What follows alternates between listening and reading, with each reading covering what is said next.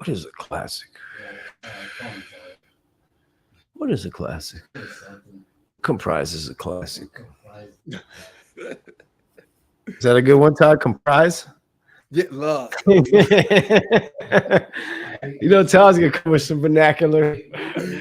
Stop. Look, I'm on summer break. I'm Oh, getting loose. Okay. Trying to go live on Instagram, but working again. This is a fucking Gen Z problem. I don't know what's going on, but It says go live. Go live. Well, it's not lit up, right? It won't connect streaming software to go live. Right, it's connected. Try it again. Refresh. Let's try one more time. Third time's the charm. Yep, going live right now.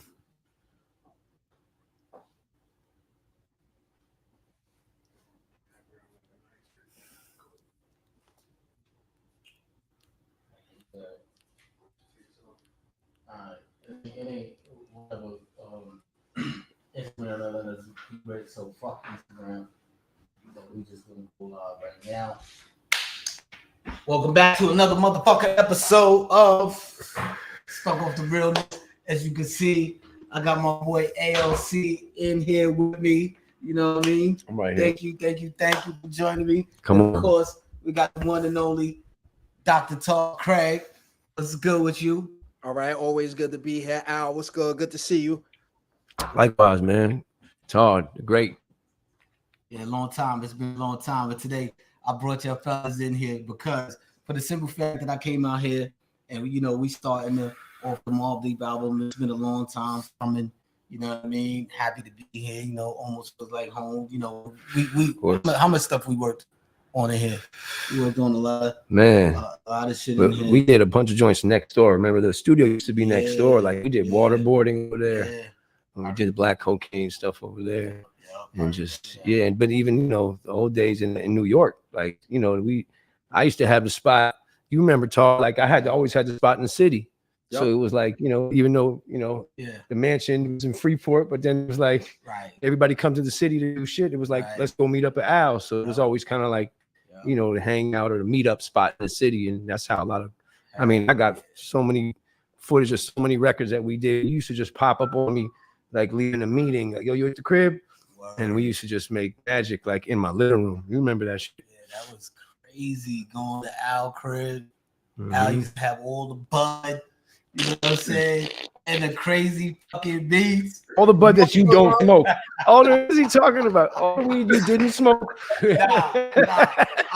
I'm a closet smoker. I'm a closet smoker. You know what I'm saying? You don't be seeing me smoke. Because every time I smoke, I just have to dip off and disappear. You know what I'm saying? But you know what I mean? Like, word. So it's a lot of history in here.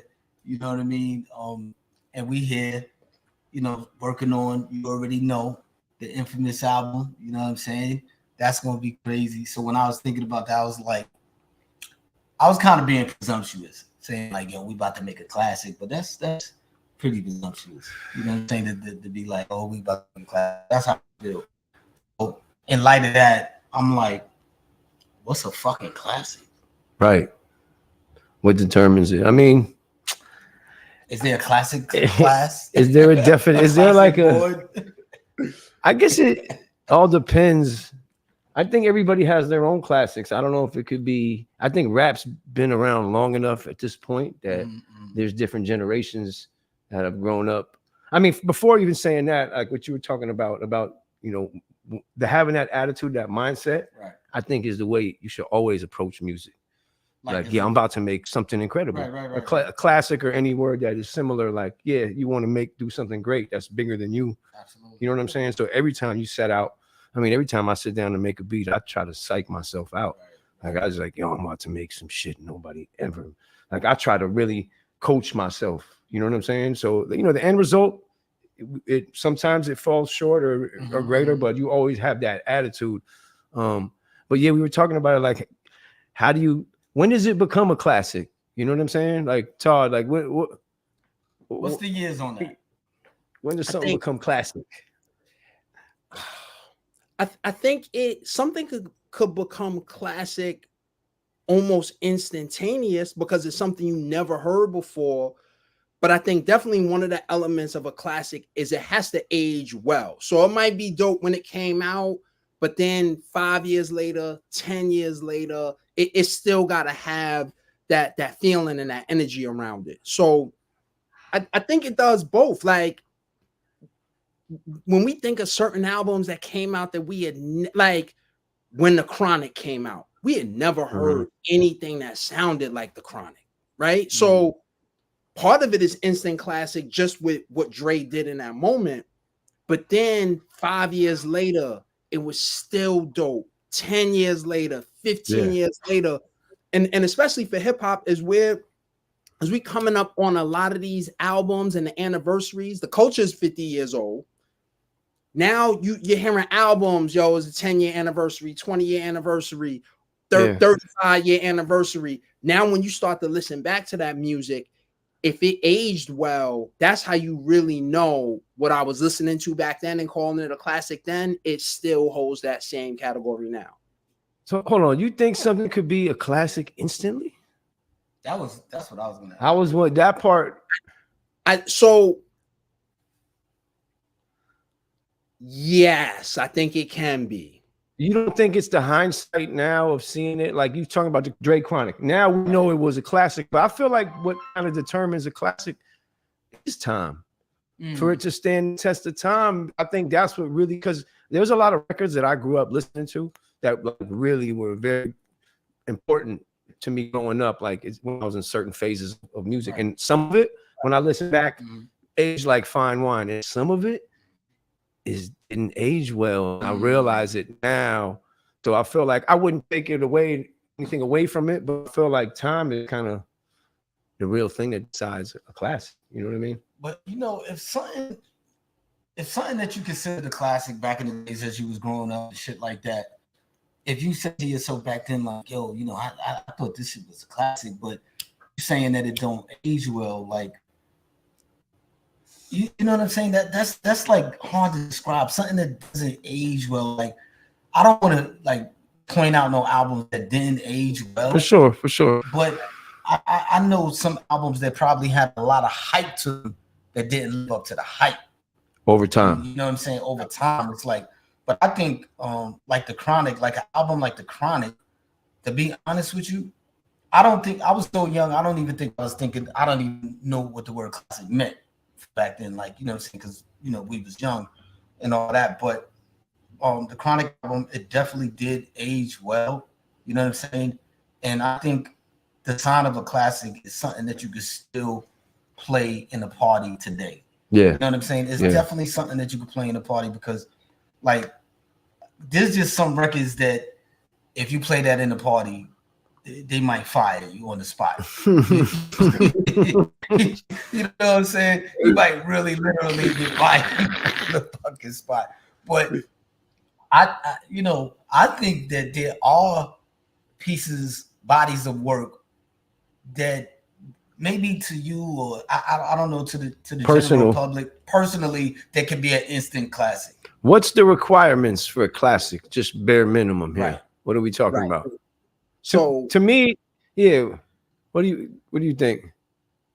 One of the things I would say is that the beats have to be super on point.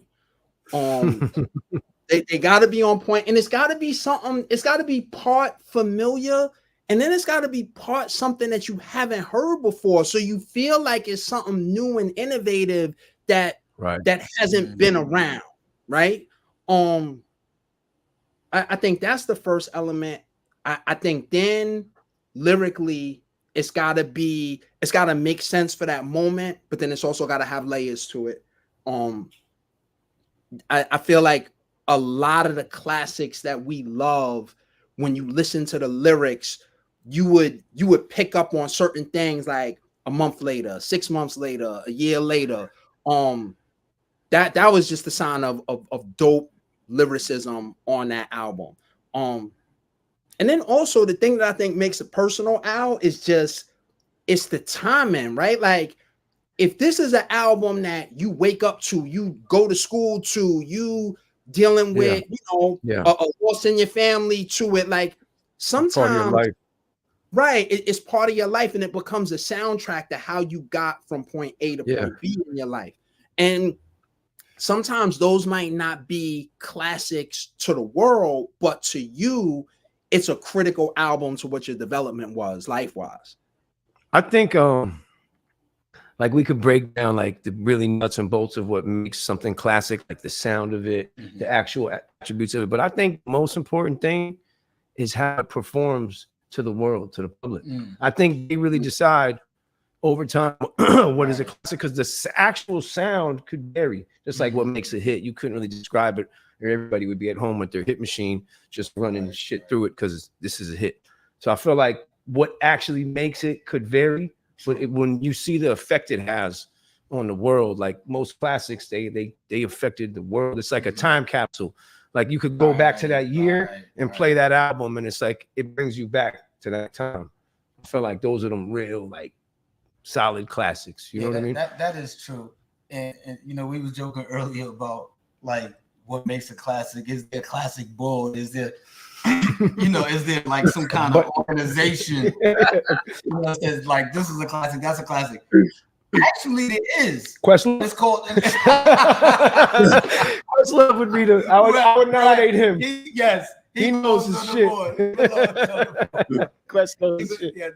Shout out to Questlove. Shout out to Questlove, because he's definitely curator. Yes, he knows his shit for sure. He's like he would be on the board if I would nominate him for the board for sure. He would be. I definitely would say public is that board. Yeah, like you were saying, the public is that fucking board. Over time, you see it. Yeah. And if you get left out of there and you're not in the classic room, then you're just not in it. It's nothing to cry about. Because there also could be albums that wasn't promoted well that could have been a classic. Let's say this, because we're from a certain era and we can name our classics all day. Right. What would you guys say is like a modern classic? If you had to pick one, just out of a hat, I'm sure there are many, but like what? I would say Get Rich or Die Trying. Right? That's not even modern. It's not modern. That was only 20 years. That's not modern. Damn, see, I'm revealing my age. Let's go 5. Let's go within the last 10 years. Within the last 10 years. Yeah. Shit, y'all got to ring off some names for me, because I'm like off the top. I would say Kendrick's first album, Good Kid, Mad City. I feel like we could say that's a classic album. That might have been a little more than 10 years. Yeah, but it's close to it's in the modern bag. Into the modern bag. For sure. I definitely would say that. Yeah, and I think there was one Future record that was dropped that I feel like, because you got to look at how it affects the world. True. You know what I'm saying? You got to sometimes put aside what your personal taste is and really analyze. And I love all the shit. I know we all do. We all people might think because of the type of beats we make, or I don't know about you, people always like kind of typecast me and they think I only like one style. I like everything. I'm stubborn when I create, but I love a lot of shit. People would be surprised. You know what I'm saying? And that's a fact. Like every time, people like what you listen to, and they probably don't believe me, but I'm like, yo, I fucking listen to it all. For real. To be honest, the only thing I probably don't listen to is like metal. You know, I would say country. You got some country in your playlist. They actually starting to mess country with hip hop now. I'll take metal over country, man. You'll take metal over country? Yeah, I like some metal's hard. Like we listen to suicidal. You gotta let me. We listen to Suicidal Tendencies. That's not metal, but it's like hard. Hard. Some of the hard stuff I can relate to more than that. I'm not gonna shut myself out of the metal. You know my least favorite instrument, son? What? Acoustic guitar. Really? I don't like acoustic. Like if I hear a record got acoustic guitar, I skip it. It just don't sound like. If you get a loop that has acoustic guitar, you win. If you get a good one though, you can make it pop. Yeah, it's tough. I don't like the way it sounds, man. But we're weird like that. No. That's such a fucking fact. As soon as I hear the strumming of the thing, I don't like it. I fucking skip it. You know what I'm saying? But imagine how many fucking ill loops we could have passed up if they paused. I know. But you know what? Like, you saying how you listen to everything. Yeah. I think that even is a testament to like when we sample records, like we really go through every genre. So I feel like producers kind of have a little bit of an edge because we're like really we're like searching for sounds, and we're like, there's no limit. It used to be in the beginning like 72, 73 in certain years that was like we were really rigid on, and then it switched, and now it's like I'll sample from any era, any genre, and I feel like just listening to all these different dropping needles and all these different styles gives us a little bit of a edge. And that's what I was going to ask you too, because like we don't go for certain years no more. So, like, would you even sample from something that came out last year? Damn, at this point, right? Who cares? That's what I'm saying. Yo, I remember hearing Eric Sermon saying that drums from So What You're Saying, which is one of my favorite beats of all time, was from a Soul to Soul record that was out like the year before that, but it was only on, it was a dance version that they only, they would make like certain dance versions on vinyl. And he said he was in London. He was in an interview. Shout out to Eric Sermon. He said that he heard it in a club. Soul record, right? It's a remix, but it was a record that had just dropped the year before. And that's like, my point is, it don't matter. Yeah, it don't. Really doesn't matter. Like, yeah. I be feeling kind of guilty a little bit though. A little bit. That's just me. Yo, because I think my fellow producers is gonna be like, come on, that came out last year. What's the movie that Prince did? Purple Rain. Purple Rain, right? Do you remember the scene when there's a wedding scene and Sheila E's playing drums? Yeah. Go back and listen to that. You know what she's playing? What? That's something for the radio. The drums, Biz Markie. The drums though. Boom. They sampled that? They took it right from the VHS of the film. Go back and watch it. It's gonna fuck you up. That's why Marley Marl salute. Early on, this is before the internet, where you could go to YouTube and just grab anything. He took it off of VHS. Wow. Like one side of it. You know how it used to be you pan it to one side? Yeah. Wow. So like you could, anything from anywhere. Anything goes. Yeah. Anything. And even now in hip hop, people are sampling older hip hop records. So it is you might as well, because the music is there. I think it just depends on how you flipping it. We're eating ourselves alive. We're just eating our own. Hip hop chewing on his own leg. And that was the album. America Eats Us Young too. Yeah, it's all good. As long as it's tasteful, man, I'm all for it. You know what I mean? Nothing new under the sun. It's nothing new under the sun. So, like when we started working on this shit, like I ain't gonna lie, you know what I'm saying? I'm biased. I'm like, yo, we about to make a fucking classic. The new album. Yeah, like I'm like, because that's the bar like I'm setting for myself. How did you feel, just from a fan question, like when y'all did the Infamous album, did you know that you were making a fucking classic, or were you guys just no, hell no? First of all, I barely knew how to Can produce. I say that was a classic? So you don't have to say it. I think that goes without saying. Right. Yeah, that's album defines a classic.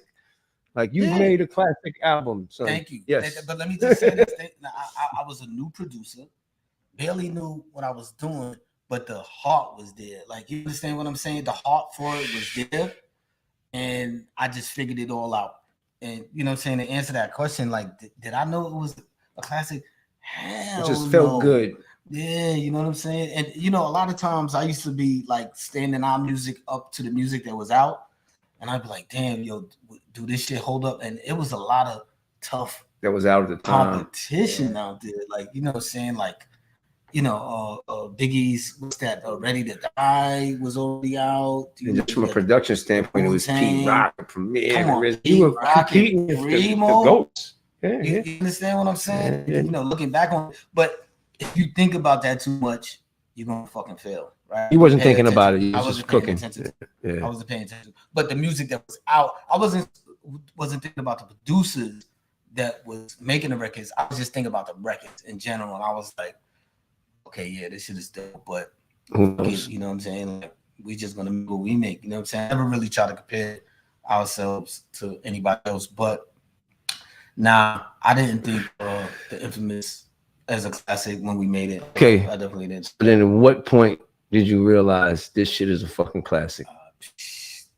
I would say like maybe 15 years later. A year later, your tour, you didn't realize when you guys were touring. I just said, This guy's crazy. I just it's a dope fucking album.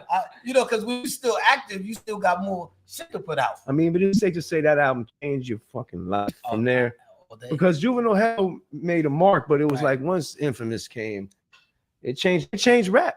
Yeah, that's why what kind of defines classics. I feel like you guys changed the sound. Like yo, there's a style of rap. You know, we would go do shows in Paris all the time. Yeah. They hipped us when we first went out there that they said the Hell on Earth album was so influential in Paris and France. They said there was a whole genre of French rap at the time that was inspired specifically by the Hell on Earth album. It's crazy. And you think about those beats, they were real dark. And when you go out there, it's like it kind of makes sense in a weird way. But I mean, you guys were a little wild in Paris. Yeah. Some of our best shows were in Paris. I mean, right? I think probably 50% of the best shows is in motherfucking Paris. My best shit ever was in Paris, man. Like France. They really put it up there, right? Like in Paris, like it's. I always tell people, yo, you can. I can never describe the audience in Paris and the love that they give. Yeah, pictures don't show it. Right. Videos might show it. That's nuts. Until they actually fucking be there in Paris, and you have these people like really fucking with you, like almost more than fucking the U.S. sometimes, more than the States. You know, like they fuck with you all body. Yo, the time I went to Paris, I was out there just after y'all had left. It couldn't have been like a month after y'all left, and I was out there, and just like the love of the music and the love that I got from people, like people were rhyming to me. I was like, it's in French. I don't know what you're saying. It sounds crazy though. But the love that they have for the music out there is top notch. Yeah, it really is. It's a different level. Because I think in Europe, they're curators of art, period, right? They're older than the US. So, you know, you got shit like the Mona Lisa and, you know, and other famous paintings. They're curators of art, period. Yeah, across the board. So when they hear our art, they're going to curate it. You could come out there with 20-year-old songs and they are bumping that shit straight like up. They listen to it every day, like it was yesterday. Yeah. You understand? That's kind of one of the dope things in Europe. Yeah, traveling. Always blessed to like that we were able to travel all the world with this shit. You know what I mean? And we I know me and you together have traveled endless countries off of the rap music, places that we would have never booked a flight if it was like we're just gonna go here. And now I'm thankful because you know we got to see a lot of shit just from you know touring and just. What's one of the places that you went to that you like? God damn, I can't even believe I'm here. Like, I think probably like Dubai or something like that. It was just like random. I wouldn't have never gone over there and places like that far. When we did Australia, we did New Zealand. Remember we did New Zealand? We were like close to the equator. Like we were as close as you could get to the equator. I mean, excuse me, to the South Pole, not the equator. Pardon me. Yes, we were like way down. It was crazy, but yeah, I mean, that's always been a bonus for me, like off of this music that we were able to travel. You know. Do you remember when we got to New Zealand and what they did when we got off the plane? Like, remember that? Oh, with me? Oh no, I'm not talking about that. Well, tell me the New Zealand. Oh, when they met us in the airport and was doing the dances. Yeah, they was doing the dances, and I think they gave us some beads. Yeah, the Maori tribe. Yeah, the indigenous tribe out there. They like hold the whole place. They meet you in the airport. Yeah, like you have to get their blessings to come out there and perform. You do. So now speaking of we went to the temple. You remember we went to the temple before we could go to the hotel. We did. We were like tired. We had the long flight. We said, "Can you just take us to the hotel?" They're like, "No, nah, we have to go to this." Thing. We're like, "Well, we're just gonna go to the hotel first." They said, "No, you can't." Like we had to go check in. Yeah, we had to check. You gotta check in. But it was dope. It was a cool experience. Like we went over there and got to meet. We met like a chief. It was dope. Remember that? Nah, that shit is dope. And before I went to New Zealand, I never knew nothing about New Zealand. I didn't even know that. You know what I'm saying? That it was even like that. Yeah. You know what I'm saying? It's always a trip to see that our music goes that far, especially the internet now kind of leveled the playing field. But it's still like now when you press upload on something and then 2 seconds later somebody in Ghent, Belgium's listening to your music. Right. You know, like I remember the first tour we did when we had a mixtape out at the time when the internet was just starting to buzz. We were in Sweden, in some place where it barely gets dark. Yeah. And kids came in the crowd. We were in the crowd after the show, and they were saying piece rhymes of a song we had just put out a week earlier. It was blowing our minds. They knew the lyrics for the song a week because it was just the early days of the internet. Finland. Was it Finland? It was Finland. That was Sweden. I think it was Sweden because it was a place. Sure. I think it was footage of it. And kids were saying the rhymes, and we were like, how do you know these songs? Because we just put them out a couple of days ago. Right. It was like the early days of the internet. Yeah. Oh, yeah. okay. We were just tripping out how things are so instant now. But now wait, in New Zealand, the indigenous people, they was in tune with the music. So it wasn't just that they was coming to meet y'all at the airport, but they knew the music. Sure, they were tapped in with the promoter and all that. Like it was like it was cool. It was like respect. You had, you know, we really would have did it regardless, to be honest. But they made it like you don't have a choice, and I respected it anyways because that was pretty cool. Yeah, they were cool as hell. Yeah, it was a great experience. I want to go back. You been there lately? I haven't been for a while. I haven't been there in like I would say at least 8-10 years, something like that. I mean, if the flights was so long, you know what I'm saying? There is that. I would be over there like fucking yesterday. You know what I'm saying? New Zealand is dope. Australia is dope. You know what I'm saying? I think those are places that if I didn't do music, I don't even know if I would be there. You know what I'm saying? Going on vacation and shit like that. So, you know what I'm saying? That's why I always think music. You know what I mean? Yep. But I remember Todd back in the days, you used to buy a lot of albums on cassette. Yeah, that was really. So I was the album guy. He was the album dude. Cassette though, cassette. You had the rack with all the cassettes. Yep, I had the cassette. What I would do is on Sundays we would go to Sunday school. I get my allowance. We go to Sunday school. After Sunday school, I would run to a record spot in QP's. It was the flea market. So now, I'm almost positive where QP's is where they do flea market flip. So I used to go in a record store and I used to get, you know, 1, maybe 2 albums a week and just be locked in. And I come listen to the album. I'll be in the crib. I listen to the album. Hav would be in the crib. He'd listen to the album. If the album was really dope, Hav would take the tape and then be with like trash and then come back. I'm like, yo, where's my such and such tape? Like, yo, I left it in Marley's crib. So Al, me being young, being like, yo, tell Marley I need my tape back, yo. That's legendary. That is legendary. Not fully understanding what it was, but yeah, like it was that was a thing where it was like I was definitely buying 1 to 2 albums a week, and then on top of that, I would just trade tapes with people, so we'd be dubbing albums. So I was probably taking in anywhere from like 5 to 10 albums a week, depending on what came out.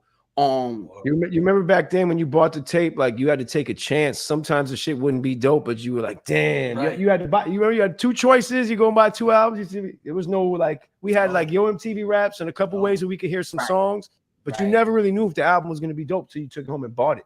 You had to risk it, like you know what I'm saying. Let me add to that. Hold on, not to cut you off. There are plenty of albums that I bought that the only dope song on it was the fucking single. Yes. Word. Early day, you were like, yo, where's the rep? What the fuck? Like, I want my money back. Yep. You know what I'm saying? Then you go where you would wait because it was Yo MTV Raps, and then we had Video Music Box with Ralph McDaniels. Shout out to Ralph McDaniels for holding us down. For real. You would either wait for the second video, or if you saw Ralph was somewhere live and it was show footage and the show footage of the song sound dope, you'd be like, all right, let me try. I'm gonna take a chance with that one. Yeah, I remember this group Positively Black. They had a single called Escape from Reality. And I remember like just seeing it on either I think it was Yo MTV Raps, and then going to buy it afterwards. And I got hip to a lot of things like that. Maybe even it was cool. Oh, it was cool. Some of them was good, like Granddaddy IU. I got hip to him.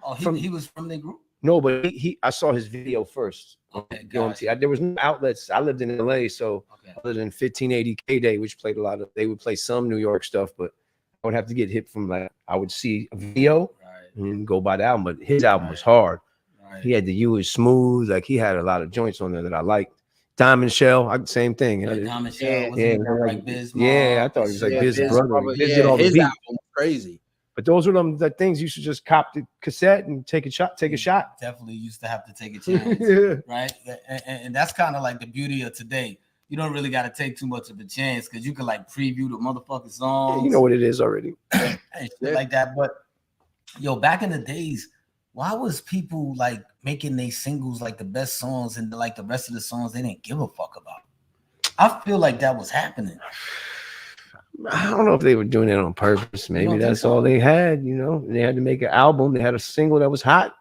You had the pressure. Back then, you really had the pressure to sell an album. So a single was really like a drive. It was like a car you drove all the way to the top. And you get out of your single, and now you're at the top. It doesn't matter if you made money off it. It was really like a big advertisement to sell an album. True. And it's like now a single, you got, you know what I'm saying? You run it up, you put one song out and just run up the numbers. Right. It doesn't even have to sell an album, technically, nowadays. But I think it was different back then. Maybe that's why. I don't know. But going back to it. Go ahead. I was just gonna say, some of what I think they was doing was they like some of those older albums, they were charting new territory. They might not have even known that the music that they were making weren't holding up to the single in the same way. They might have thought in that moment, yo, I got a body of work and it's dope. And it just after that single, the single rang off in a certain sort of way where the rest of the songs just didn't have that same, they didn't hit the same way. Okay, so let me just go back to the prior questions that we was asking. What makes a classic? I think what makes a classic, even in real time, without it being a classic publicly, is an album that you could listen straight through. Yep. Definitely. I can't think of any classic with skips. No, right? No, I couldn't. I think that's an obvious. If you got to skip, that's not a classic. And that's like 3.5 mics. Right? Yeah, that ain't. Nah, you can still get 4 mics. You can still get 4 mics with a skip, right? I mean, the albums that were classic to me, I can remember vividly because I had them on cassette, and back then I had the Walkman with auto reverse, and I knew if I was on one side listening to one song, whatever song it was, I knew when I pressed auto reverse what song would play on the other side. Right. How well I knew the album. Remember when you knew shit like that? Like, I can auto reverse. This can play song number 3 for the side right now. Like, you memorize that shit. You know what I mean? Those are the classics. And when you hear that certain song on the radio that you like, and when it goes off, you waiting to hear the next song that came on the album. Sure. It's not fitting the motherfucking format. But that's true. Like, I'm going to say this. And even though, you know what I'm saying, I never intend to make classic albums, but every time I made an album, I always wanted to make every song dope. You know what I'm saying? Every song dope. Like, you know, I just... No matter what. Yeah, you know what every I'm saying? Song. Not even like, yo, this is a throwaway song. Let's just hurry up and just get it done. You know what I mean? Always wanted to make every song dope. Like, so, you know, like on Hell on Earth, you know what I'm saying? For instance, like when I was making that, I kind of made, you know what I'm saying, every song kind of dark, but a lot of people be coming up to me and saying that they like Hell on Earth better than the Infamous album. And that always kind of confuses me a little bit, you know what I'm saying? Because I'm going to be honest, you know what I'm saying? I do have my favorites out of some of the albums that I made. I mean, do you got a favorite project you made out of all of them? But or you just like, nah, fuck that. I like all my shit. Yeah, do you have a favorite? Nah, I absolutely do. You do? Yeah, I got a fucking favorite. What is it? The Infamous. I mean, no, I would hope so. It's not a bad favorite, but like I should like all of them. But the reason why I always say that is because if it wasn't for the Infamous, I probably wouldn't even be sitting here. You understand everything in motion. It sets shit in motion. You know what I'm saying? So, you know, I feel like a lot of projects from back in the days, I think people was consciously just making fillers. Because I think studio time was just so fucking expensive that it was just rushing through the album. You know maybe. Time was really fucking expensive back then. Like, hurry up, we gotta finish this project. Yeah, do a deadline. And you hear stories about artists who say like they put their little bit of money together, they wrote the rhymes before they got there, like they knew it was a time crunch when they were in there. So that could be part of it. Whereas, you know, nowadays, like, look, y'all are talking from where Al's at in his studio. So y'all could just sit back and relax and really put yourselves in a particular frame of mind without having to worry about budget for studio time in that way. Yeah. But look, even think about this too. Like, so Infamous album was made after Juvenile Hell. And I feel like, I don't know how that formula was, but I know from hearing from you and from Rifkin and different people that you guys are really allowed to do whatever the hell you wanted to, right? On Infamous. Look at Wu-Tang, right? Let's all say, I think it's safe to say the first album was a classic. Absolutely. Yeah. Look at how they doubled back from like a bad situation in the music industry. RZA had his shit and then doubled back. There might be something there about when you're able to make something in your own devices, not with any outside input. That's a good formula to make your best body of work you can make. If it becomes a classic, the world decides. But there might be like a little pattern there. If we go through records that we all may say, yo, this is a classic, you know what I mean? Sure, and it might be it might be the artist's experience with having the labels tell them what they needed to do versus, yo, this is the vision I see for myself. And then we've heard all of those stories. RZA, Jizza, they all had those stories. So Dre with the Chronic, same thing. Right. He felt like that? No, it was a double back after all the bullshit. You know what I'm saying? You know what I'm saying? You know what I mean? Like just so there's might be something to be said with that, you know. True indeed. And you know, going back to the Chronic, you could tell it sounded like he had freedom, like he was free, right? Just to do what the whatever fuck he wanted to do. Yep. And you know, even though it feel like it's more freedom with the artists today, I kind of feel like that these artists are a little bit more like constrained, like, you know what I'm saying? Like, I think the labels is kind of telling them what to do, right? Like they chasing hits and singles and they're not really, you know, or they're not confident, because think about it. There's a lot of artists that you probably worked with and I heard you say, yo, these motherfuckers could rap. Yeah. But when we listen to them on the radio, they have to fit that format. Yeah. I think a lot of artists are even better than what we think they are. For sure. You know I think even more than that, like, I guess maybe what you're saying as well, like maybe the art of like making an album the way we were raised in records we listen to is a little not lost. Outdated. Not lost, but I think it's even the way music is consumed now and how, like, you know, it's kind of a tall order to expect that someone's going to listen to your album from beginning to end with no skips in the order that you made it. You know what I mean? That's you know, you're lucky. And that's how we make albums. Like when I'm making an album, I'm conscious of the outro. I want to know how it's going to the next song. I care because that's just what I like, you know, but I don't think it matters as much these days. You know what I'm saying? And maybe that says to why a lot of the new guys, they just drop joints. They got a banger, shoot the video, put it out, run it up. But it's a good system, because what if they put a record out and it doesn't sell? You know what I mean? You dropping singles and it's working every time. Not to mention when you drop a single with a video, it's like its own little album release. You know what I mean? It's a moment, you're posting it, it's circulating. So like, you know, how many songs that we have on records that we didn't do videos to, win or lose? We didn't do a video to win or lose. To this day, I'm still like, why we did Real Gangsters instead.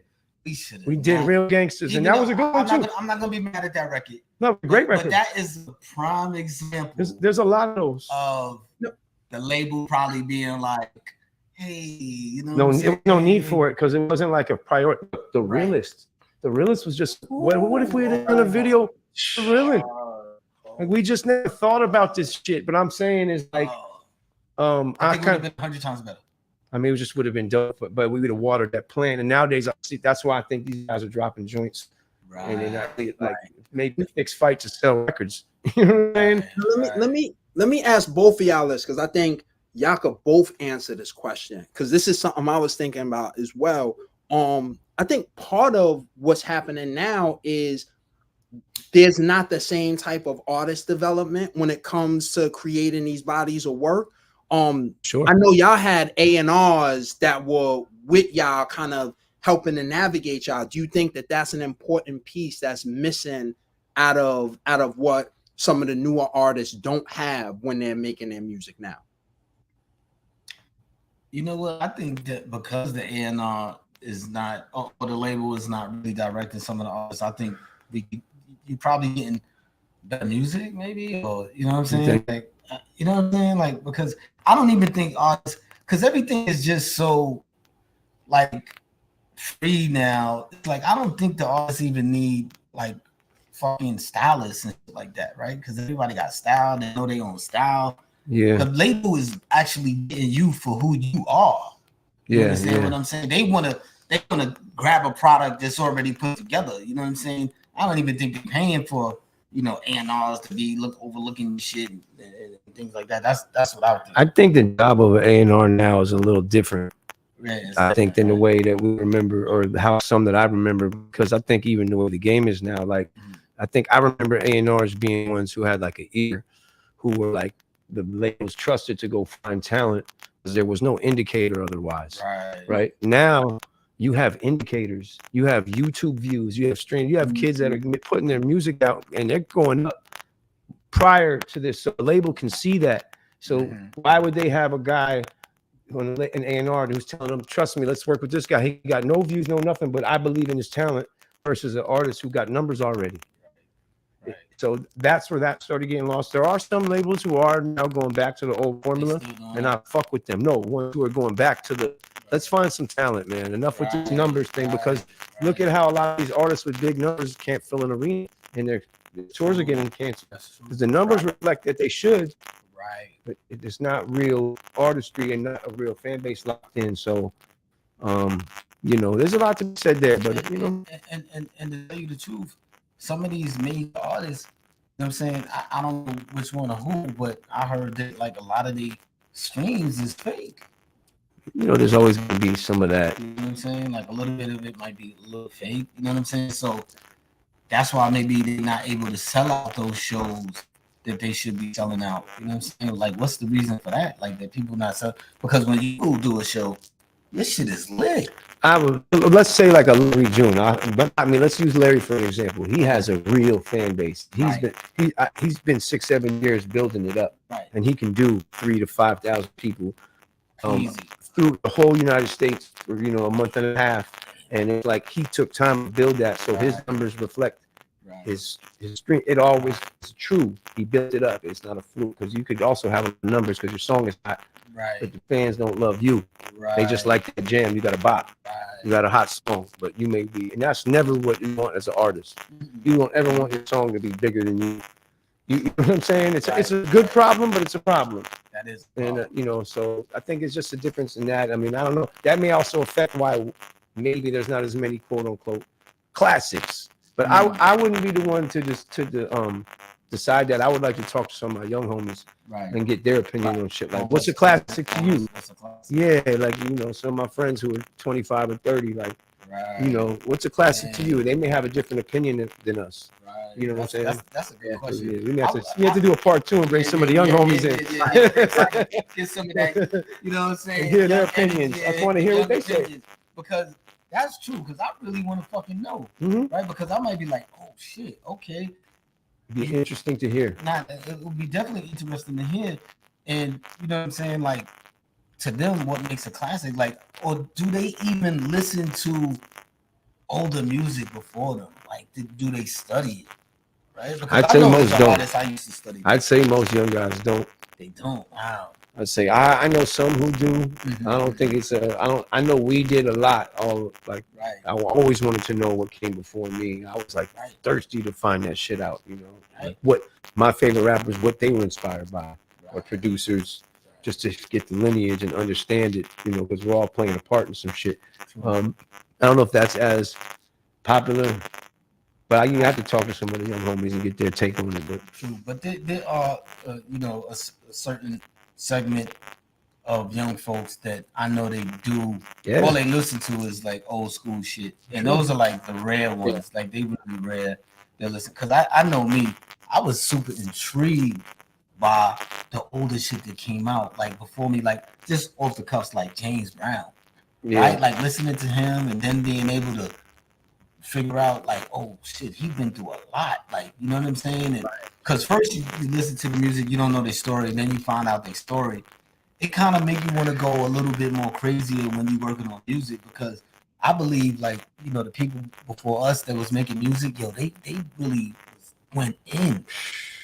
Yes. They put a lot into their fucking work. You know what I'm saying? And, you know, I think that's kind of like what's missing today. Like, when I see you producing, if I don't even see you producing, if I hear a track that you made, I'm like, that shit make me want to go to the drawing board sometimes, because like, you know what I'm saying? Because when I listen to it, I hear all the effort that is put into the track. And that's another thing that I think, you know what I'm saying? Like, or sometimes less is more, right? Like, you know what I'm saying?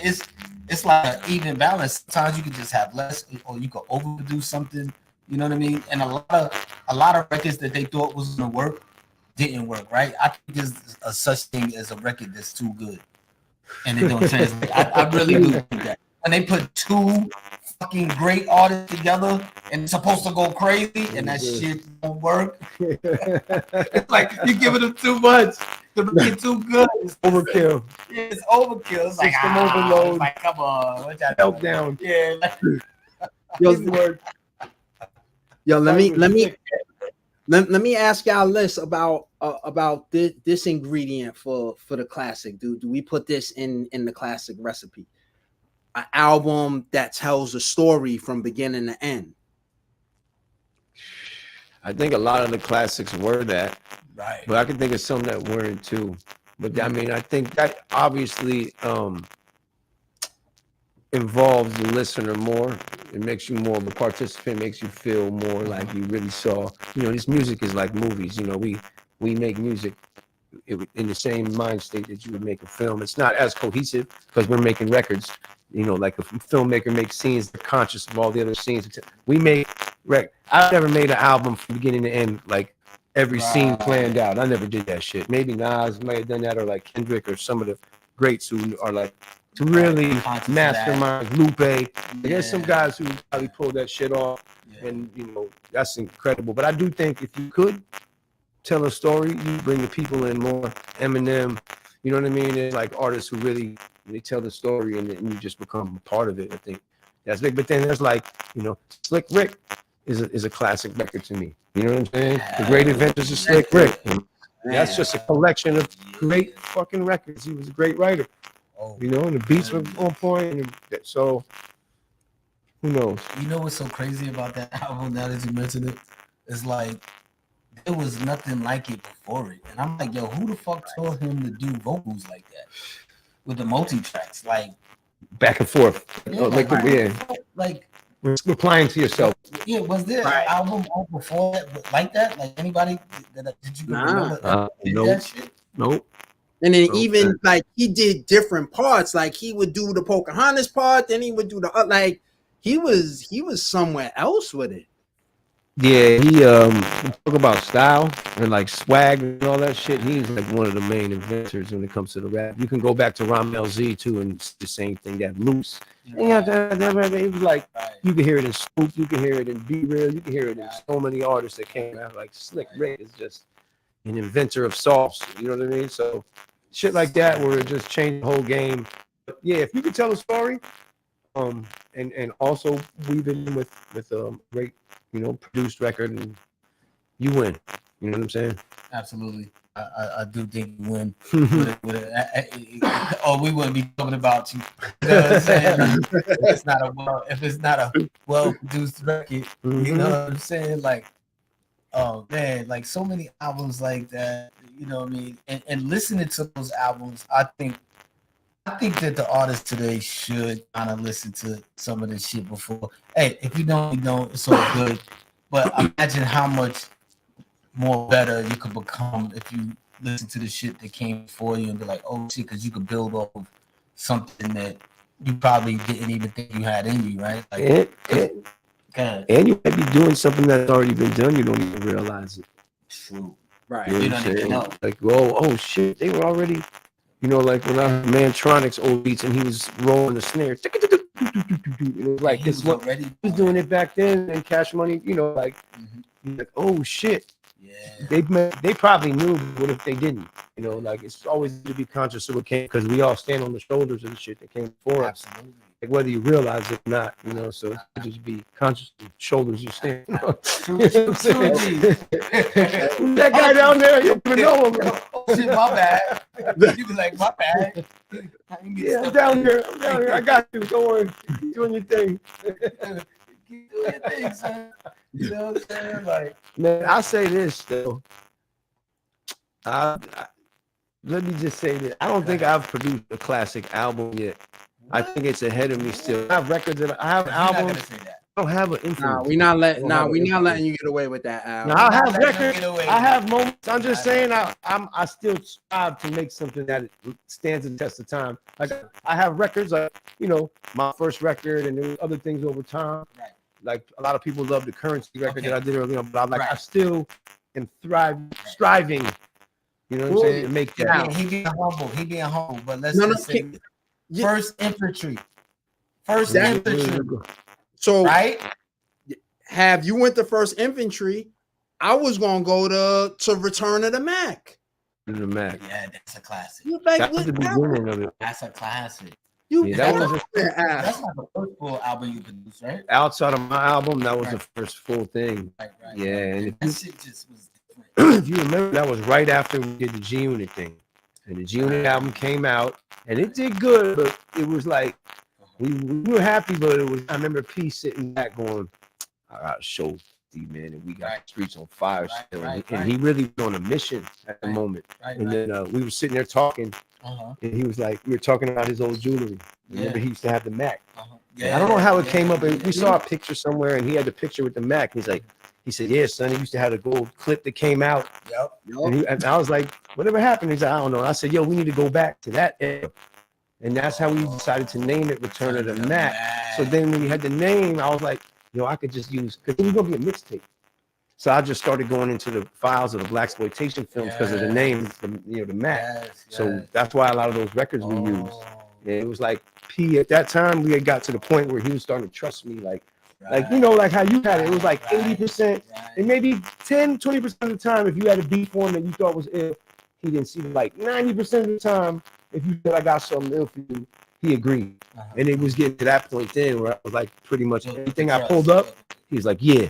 And that's how we just did it quick. So, that's so fucking crazy. Yeah. Yo, I wish people was here for so many fucking things.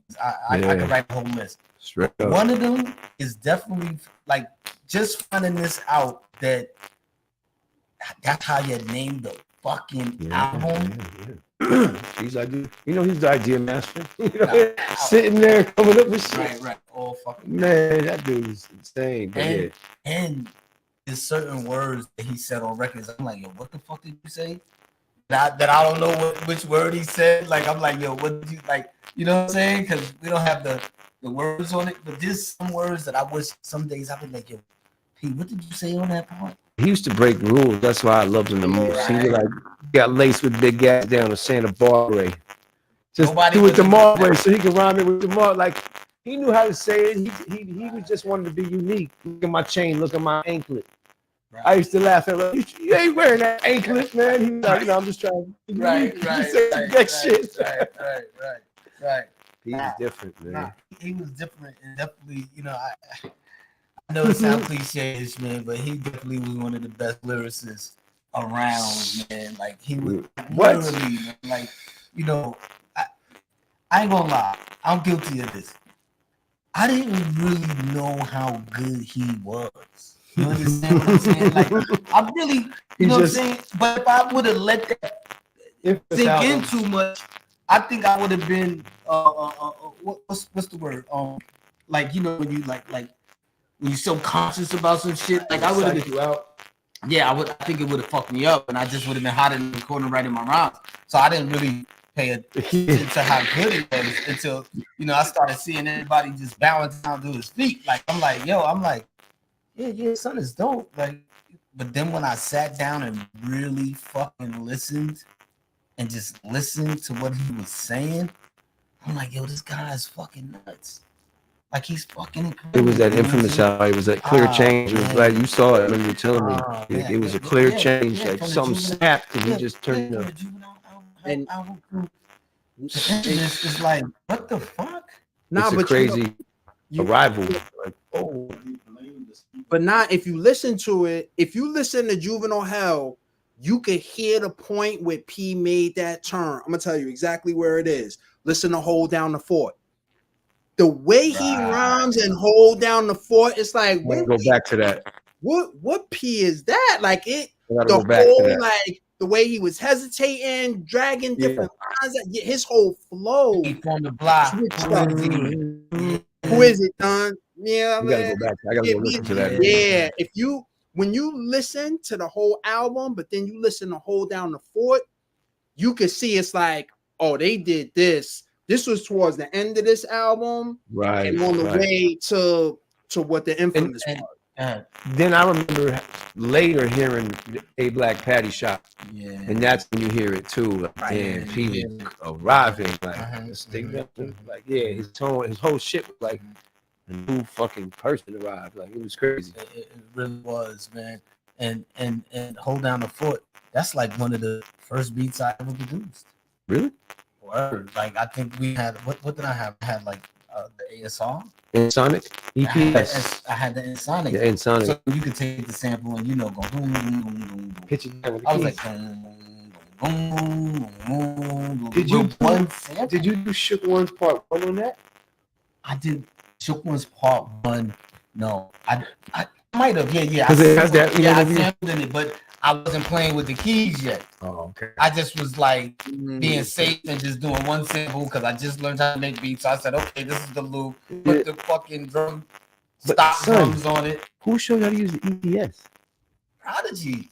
How did he know how to use it? Because that's the original ASR 10. It was before the ASR 10. I don't know who told him how to do that shit. Like when I went to his crib, I was like, yo, can you show me how to use this? He must show you just. But then how did you learn the MPC? I just learned the MPC by probably like, maybe Lost Professor. Whoever was around, just large, just show you some tips and go. I never read manual. A manual. It's right. How do you do this? That's all I need to know. Just show me how to sample. I'm off. That's all good. Nope. The rest of the shit you figure out on your own. For sure. But I will say this though. Sometimes I do feel bad because I remember one time I was making a beat, and this is like just saying like sometimes maybe you should read the fucking manual, you know what I'm saying? Because one time I was making a beat live, or how you do those like live beats in person and shit like that. Somebody see me working with the equipment, and they was like, "Yeah, that's what motherfuckers don't know how to work their own equipment." Because I wasn't using all the features. Oh, God. Yo, but you know what though? I'm gonna say that to my credit, without fucking knowing all the features, I still came up with a motherfucking banger. What? You know what I'm saying? Because now your hands is a little tired and limited. Because back in the days, we only had like 3 seconds of sample time. Son. So we used to have to speed that shit up to 45 to get most of the fucking to speed the record up to just sample it. That's what make you make a beat even better because limitations. Yeah, you're not free to do anything. For sure. You know what I'm saying? So that is crazy, son. Yo, son. I'm making the beat live and motherfuckers like it was some feature that I didn't know how to do, or you know what I'm saying, whatever. I never gave a fuck about because I'm just making beats. When I learned the SR, I didn't know what any of the words meant. Quantize, truncate. I had no idea what they meant. What does it do? I didn't know what any of those wave sample. I didn't know what any of that shit meant. Cut off. Yeah. You turn on the trial and error. Sometimes the problem is it freezes up a lot. You be in the middle of making a beat, it's just like a dinosaur. It's like a fucking old ass machine. But it's got a great sound. I made so many good ones through there, but yeah, it's just for fun. MP. I tried to buy MP online, like the MPC 60,000. But your formula now is great. I love the shit right now. It's cool. You know what I'm saying? Sometimes, listen. I was thinking this earlier too, because when I seen you working on the MP, and I was like, you know what? All these new bells and whistles come out every now and then, and everybody just to go buy it. Oh, this is the new this, or this, is this, or this is Fruity Loops. Let me get this. It really don't matter what you have. They all do the same shit. For sure. Yep. Find your voice. All do the same shit. Yeah. Either you a good beat maker or you're not. There's no piece of equipment that's gonna make you a better. No. Some people are tech people. So they're like, they enjoy the different technology. I'm like never that guy. I want to get to the finished product. I want to get to the beat being done. Like, so by any means, like, I really don't care about that shit as long as I can, whatever I can get to it quickest. So whatever machine I know best, like Large, he's like a master of all machines. He'll bring a 1000 over here, a 3000, 2 ASRX. He's just like machine master. And get funky with all of them. You know what I mean? But at any given time, have one he's really like getting busy with at the time. But like that's my idol. You as well. Like I learned so much watching Havoc, bro. Like sitting there in those rooms at the soundtrack, and used to be in there making beats in front of 30 people. It was nuts. I can't even imagine doing that. But I really like just drum patterns and bass lines, and like you have it naturally. Like I learned so much, and I don't even think you knew what you were doing. You just were going for the funk. Remember, he used to like go like this underneath the table to hear the bass, because there's certain ways in the room you can lean, and the bass sounds better or heavier, more intense. When you go under the board, bass, you be like this, listen to it. I learned that shit from Havoc. But Al, the crazy thing is, Hav was doing pause button tape beats when we was like 12, 13. So it's been something that to see it now, it almost feels normal, because I think back and I'm like, yeah, well, that's what you was doing before. It make all the sense in the world. Exactly. It's just a progression of it. Right. But then watching him in the studio, and I remember the one time Hav was like, Todd, you want to learn how to make a beat? Come on. And I followed her, and then there was one point where he was like, I was like, yeah, nah, I'm out. So man, it's not what he does. He makes it look easy, but I mean, man, look, just listen to the Burn beat one time. Listen to the drum pattern and bass line and Burn. You know what I'm saying? Like, that'll just give you an idea of what I'm talking about. Just the sense of knowing where to drop the notes, how to like make a drum swing. It looks easy, but it's decision making. Like we were saying, it's not always technical. Some of the shit I do is a one-shot loop sometimes, and the next thing I'll chop the beat up 37 ways. It really doesn't matter. It's really we're making songs. You know what I'm saying? So I learned a lot. You know what I'm saying? I learned a lot, and still learn a lot from you to this day. You know what I'm saying? I'm a life student. You know what I'm saying? And I'm not ashamed of that. I'm a life student. If I see some shit that is dope, and I'm like, oh yeah, I fuck with that. How you do that? Or I try to figure it out. You know what I mean? Because I'm always thinking of ways of trying to. Because sometimes I get bored with just doing it a certain way sometimes, and I want to try new styles. You know what I'm saying? And as a producer, you always want to try different styles, because all artists are not the same. You understand what I'm saying? All artists is not boom bap, or you know what I'm saying? And if you just get stuck just making boom bap all day, it's like you kind of limiting yourself. You know what I'm saying? Or if you get stuck in one tempo all the time, you limit yourself. You know what I'm saying? Because then when you finally try to make it, it's just gonna sound crazy, right? So I like the slow beats. I like the mid tempo beats. I like the fast beats. I got mad trap beats in my computer. You know what I'm saying? I think one of your skills is crazy that you still ain't done yet. I feel like you're gonna do an album with a singer. You make beats. I don't even want to call them R&B, but his sense of keys and chords for like some beautiful sounding beats, shit, or even taking a simple beat and putting a melody on it. Like, I don't know. That's a goal. As a fan, I would want. There has to be right voice. Yeah, without letting any kind of cat out the bag. You got some. I think that you might get to that place before me, based on our prior conversations, but we not gonna say shit. But yo, that's incredible what you told me. We're not gonna let the cat out the bag. But how was that experience? I mean, I just, it's definitely something I always wanted to do, just because we're so wrapped out, and we do it. like well. We work with, I feel, some of the best rappers. So I feel like, damn, it's so you could try to push artists to be melodic and get a different bag out of them. Or like working with Freddie Gibbs, who already has that bag to go in. Insert Larry June, he can do a melodic thing and rap. But I feel like doing a project without rap is such a challenge to me. To just like and it's so dope. Escape for a minute. Yes, it's a nice little escape. Let me ask this. This is not a topic we never touched. But do you think there's an artist out there that you probably could work with? Just, they're not here yet, or maybe you worked with them before that could kind of make you even better or push you to the to a certain higher limit? There's artists that challenge you.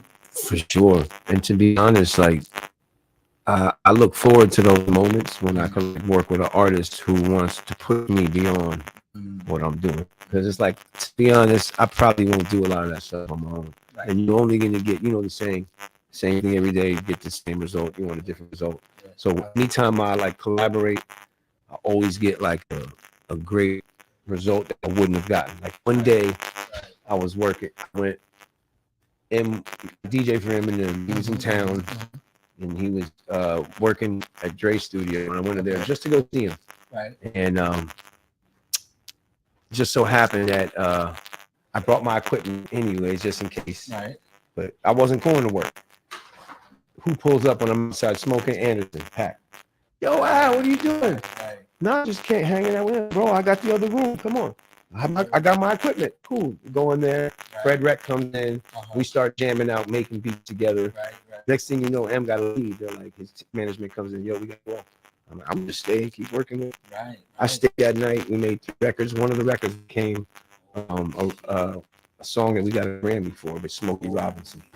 You know what I'm saying? And there was literally from one trip out of the studio to a different group of musicians and like bringing in some different energy. So I was saying, I look forward to opportunities when I can like get out of this zone and make something that could be greater. You know what I mean? But I'm always thinking like that because we know what we can do. Like, look, when you collaborating with Kanye, but even doing just that brings out a different version of you, where it's like, that's just scratching the surface. You know what I mean? There's more to come, you know what I'm saying? But that's crazy when the thought of just working with an artist and they help you push the envelope and like something that I know that you can do it all anyway. You know what I'm saying? Anytime, whenever time calls, because you just that experience, you know what I'm saying? But it's not like working with bad artists, like, you know what I'm saying? People that know what the fuck they want. It's a blessing. And they fuck with you. You know what I'm saying? And they fuck with you. So that's just like a marriage made in heaven, because it's like, something dope is going to come out of it. Because here you got Anderson .Paak. You got ALC. You can't tell me a motherfucking Grammy not coming out of that. You understand what I'm saying? Even though you're not even hitting for that. Yeah. You know what I'm saying? But it's going to come out of that because it's just so much greatness inside of that. That's like a producer's dream, Tar. You heard? Yeah, nah. Listen, I've been a fly in the wall for certain moments. I mean, not that moment with Al. But just being in the studio around y'all and watching somebody walk in and that just happened when I was just out. I saw Al in February, right? It wasn't a producer, but I'm going to just see Al. I'm in Cali, and I go to the studio, give him a pound. He's like, "Yo, let me introduce you to my man. Yo, Todd, this is my man Sean. Yo, what up? I'm Sean. I'm Todd." I give him a pound. Then I'm like, oh wait, no, that's Big Sean. You're not just like Sean. You like you're an artist. And there was a point where I was so used to that being around when you were recording and making music happen that it almost threw me off for a second. But again, it's that moment where the conversations that come about out of those moments just are so crazy. So just being a fly on the wall, hearing some of those, it's like, yo, if people understood like the level of some of the conversations that were happening, both music and outside of music. So then when y'all are really working together and just trying to collaborate and catch a vibe and just thinking about what music could do, when you got that type of greatness in the building, you absolutely right. There's nothing but greatness that can come out of that. True indeed. And speaking of working with dope artists, how is it like working with Big Sean? It was dope, man. Sean he's like a real like perfectionist. He gives a fuck about his craft a lot. And I always knew that listening to his music because he made a lot of commercially successful big records. Yeah. You know what I'm saying? But I always, even when I would hear those records, I always would hear something real clever or witty in his flow or his writing. I'm like, this dude is really good. And yeah, it was like we had First Link last year through the Larry June joint. Yeah, he got on the record, and we just started building. And yeah, it's like it's when you look at people who are perfectionists, it's cool because it pushes you too, and it assures you that you're not the only maniac. You crazy too? Let's both be crazy. But yeah, Sean is a perfectionist, and yeah, I love working with him. And you know, I never worked with him before. I don't even think I met him before. But just by listening to his music, I can tell he's an artist's favorite artist. Like your favorite artist's favorite artist. You understand what I'm saying? Because when I listen to his lyrics, and me just knowing how hard it is to write lyrics, you know how hard it is to write fucking lyrics. It's like he make it sound easy. He's all the way in it.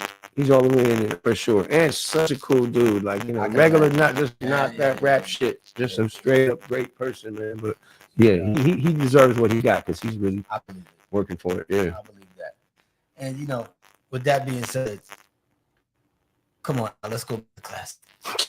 The door's open. Nice segue. Let's go make it classy. Yo, good looking for coming on Likewise, today, man. Come on, stuck off the that. realness. Thanks again. Todd. Thanks, Dr. Todd Craig. We got Gotti in the building. Shout out to Tasia. Tasia's in the building too. You know what I mean? Prodigy's daughter.